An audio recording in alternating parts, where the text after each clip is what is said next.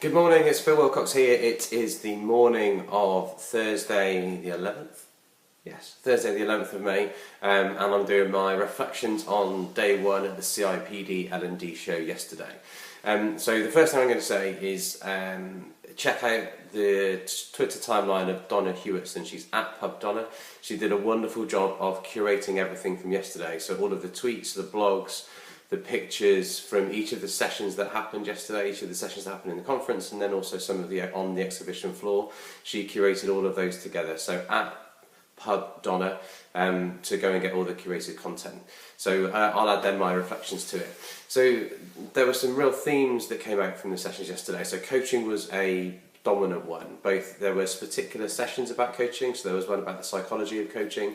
But also it showed up in a number of others as well. So it showed up in a session where River Island were doing a case study about performance management and their new approach with moving from appraisals to kind of continuous conversations. Coaching was referenced in there, but it's also referenced in a number of the other sessions as well.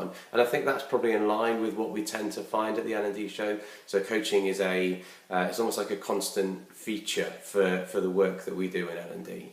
And that makes sense to me in a way, because there's that kind of personal connection stuff. There's the fact that it's very relational, and that relationship between line managers and individuals then is an important relationship to have. So for me, it's common that it's there.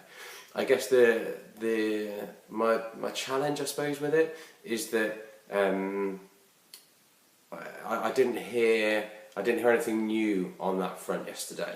So, for example, in the psychology of coaching session, it was good. The speaker, Jeremy Snape, was really good. He had a nice mix of videos and sort of content and some anecdotes and some of his kind of personal stories and the impact that their work has had. And that was a session that was bringing the sports world and the corporate world together. But very much it was around, needing to work on people's curiosity, needing to think about how we can get more of a learning culture within the organisation. I think the bit for me was like the hints and tips for how to do that well.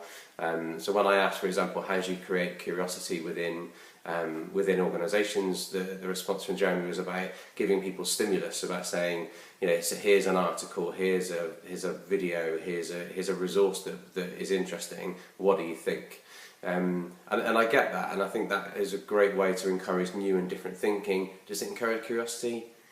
I don't know, because for me curiosity is about the individuals within the organisation doing that themselves. So it shouldn't be about providing a resource for them to say, here you go. What do you think? It's about people going, I found this, and I want to share what I've picked up and what I've learned. And I think that's a much harder thing to do, because when I've done work in that realm, it's about really being getting under the skin and to the behind what are people interested in. So I think for somebody to be curious, it's got to be about something that they're passionate about, or they're interested in, or they've got a genuine kind of want to go and find it. If we it's like, can you force innovation or creativity? Can you force curiosity? I don't think you can. And I guess for me, coaching is one way to unlock some of that curiosity. If you can use coaching as a way to find out what are the real drivers and the motivators for an individual, then you can start to get them curious and start to unlock some of that self-directed aspect. Because if people are doing it in response to stimulus, then you're not getting that self-directed things. In one of the other sessions yesterday, it was about having a kind of a learning loop. It wasn't a learning loop. It was a ring rather than a loop. But the idea being that you do something and then you continue around that cycle. And I think that's something that is useful to explore. But for the individual to drive themselves around it, they've got to want it. So if I want to know how to fix my shower door, I go to YouTube and I find a video to fix it. But that's me that's me wanting to go find something that I'm genuinely interested in and I have a need to address. So that's what we need for me about that. Whether if we're going to work with curiosity, that's what we need to understand what people really want. What are the areas that they want to know. And that then links me into one of the sessions that I saw on the exhibition floor yesterday. So I saw Ross Garner, so he's at Ross Garner GP. He's from Good Practice, and their Twitter handle is at Good Practice. And they were talking about their research that they've done into how managers solve problems at work. So they did a survey in partnership with, I think it was Ipsos Mori. If I got that wrong, then somebody at Good Practice let me know. But they surveyed a big bunch of managers within big organisations in the UK, and they were asking questions like, how do you solve problems at work? When you have difficult things, when you have stuff you need to do, how do you solve your problems? And the output of that research is that actually people use Google. More managers were reporting that they use Google more than anything else. That when they find a website, what they're really interested in is ease of access and relevance of the content. And very few people use internal social networks, or very few managers were reporting using internal social networks or LMSs. So we spend all this effort and energy on internal networks and LMSs, and what the Good Practice research is indicating is actually managers don't use it. So that leaves some questions for us as L&D then around, well, why are we spending time or money in developing these internal platforms and LMSs when actually the data suggests, or the survey from Good Practice suggests, that managers don't use it. And the other thing, the important thing I want to pull out from that is that what managers are reporting, what they look for in a resource to help them is ease of access and relevance. Aesthetics doesn't really feature. So again, that's a question for us around how much effort and energy do we put into making something look nice, and how much do we put into actually making it functional? How easy is it for people to find content, and how relevant is the content to it? So if you want to find out more, then look up Good Practice, either at Good Practice on Twitter, or you can find them on the web at Good Practice as well. So I think there's some interesting stuff in that as well. I also spent some time on the exhibition floor, got to chat with a few different exhibitors about their experience of the show and so on. And I was talking to Andy Lancaster in the pub afterwards, and he said that this was the busiest L&D show they've had for a while. So both in terms of footfall in the exhibition, but also up in the conference too. So it certainly appears as though the L&D show still has appeal.